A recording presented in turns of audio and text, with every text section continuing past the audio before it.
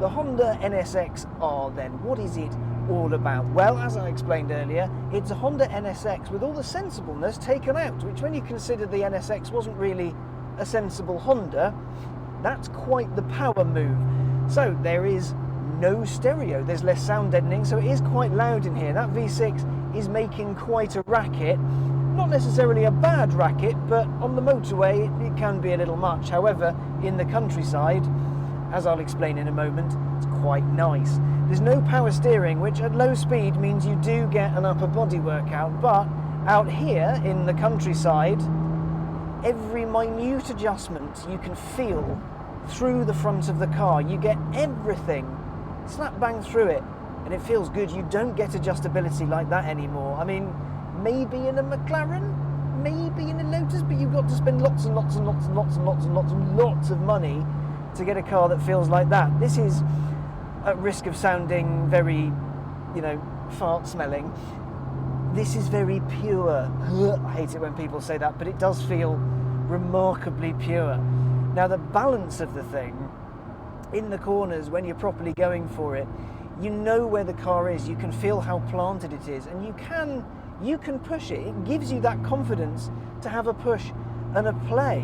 And you know what? I like that. I like that a lot. It does to me, I'm not sure if this is a good thing or a bad thing, feel a bit like a very grown-up Elise. Like very grown-up. The air conditioning works. Everything about it feels solid. You don't worry that anything's going to drop off it. And this is what, a 30-year-old car? And this particular car is in beautiful nick. I mean, everything still fits. Everything looks right and prim and proper. And it does do the engine thing. So if we drop it down a couple of cogs and go as a straight line over there, let's join it.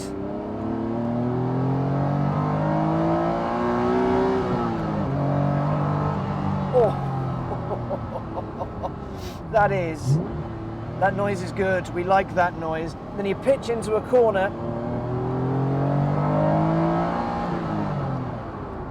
It just wants you to play with it. It wants you to push it harder and harder and harder and do more with it.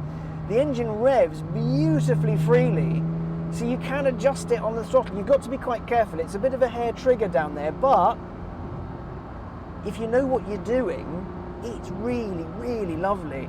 The pedal positioning is also bang on for a bit of heel and toe if you're that way inclined.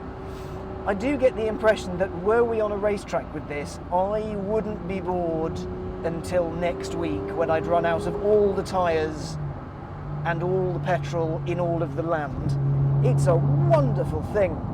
The gearbox as well, it's 5-speed manual. The manual, of course, obviously has the titanium shifter, which is, it looks a bit interesting, but it feels good because it just fits in the palm of your hand, or at least it fits in the palm of my tiny, tiny hand. And all you need to do is just push, push, done. It's super short throw. It's designed to get the job done, get it done quickly, and then get on with the business of hooning round like a lunatic, which is brilliant.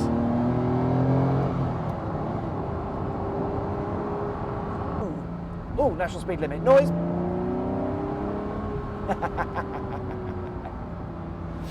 On the braking front, they're not on-off. You do have to get used to it a little bit, just a teeny tiny bit. But again, they're beautifully balanced. It's a very linear delivery. The pedal doesn't feel too long. There's not a dead spot at the top of it. You just put your foot down. If you want to lose speed dramatically, you can. But it just... Honda knows how to build cars. This NSX is really good. Just... the noise, the feel of it, it's bang on.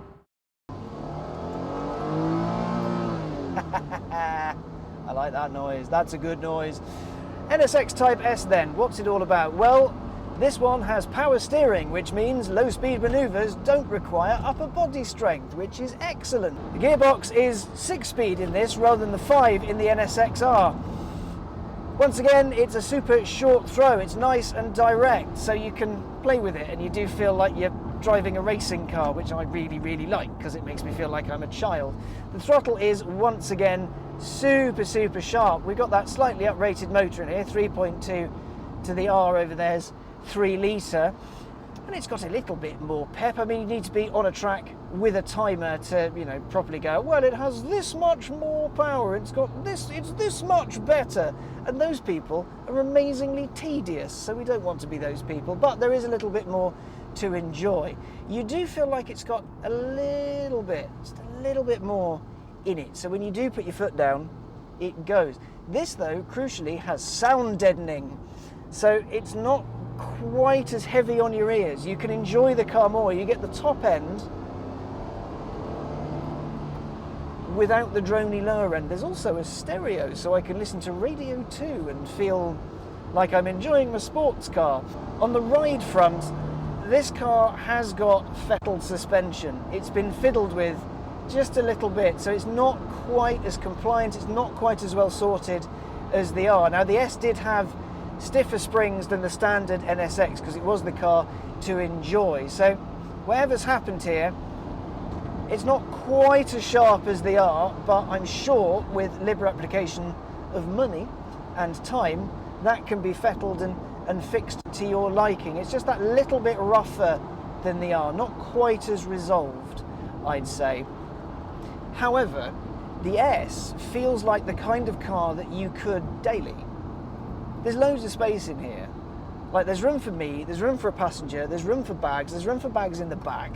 What's really interesting to me is that when Honda was designing this, they wanted an F-16 fighter plane inspired canopy. So there's loads of visibility. It's true of cars of the 90s, there is more glass. So, well, because it's not quite as safe, but we don't talk about that. But when you do look round, you can see out of it. It's a supercar you can see out of, which doesn't really happen these days. Try doing that in a Lamborghini Huracan.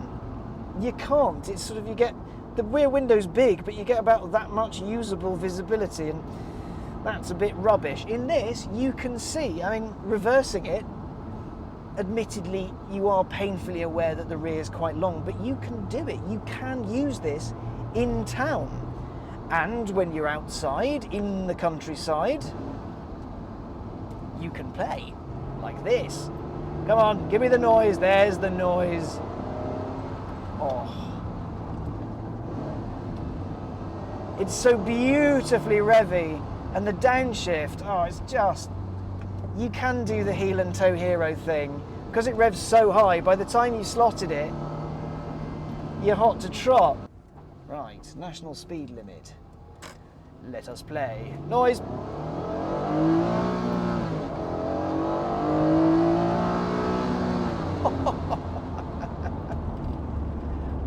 Like the R, this doesn't have 9,000 horsepower, which means I didn't just lose my license. We got to a sensible speed, we got to the limit, and then you can stop. This is an exploitable car that gives you all the right feedback. You get the noise, you get the ride, you do get sensation through your fingertips. The Type S was designed to be the car to play with on the country lanes, to enjoy the essence of NSX without having to go too far. Yeah, you could take away stereos and aircon, you could make it almost an R, but you didn't have to. It's the car that normal people could enjoy. You don't have to go too serious and glasses down the end of your nose and tongue sticking out and, yeah, lap times. This is the one you enjoy the flow of, and you just take from place to place. And I get that. I love the ride on the Type R, and I like the noise when I'm nailing it, because it's ace. But this, as something to daily, would actually be a kind of thing. You could one car this, in theory, undo the suspension fettling, and you could have this as your only car. I mean, you wouldn't be allowed children, or a wife, but who cares? You've got an NSX.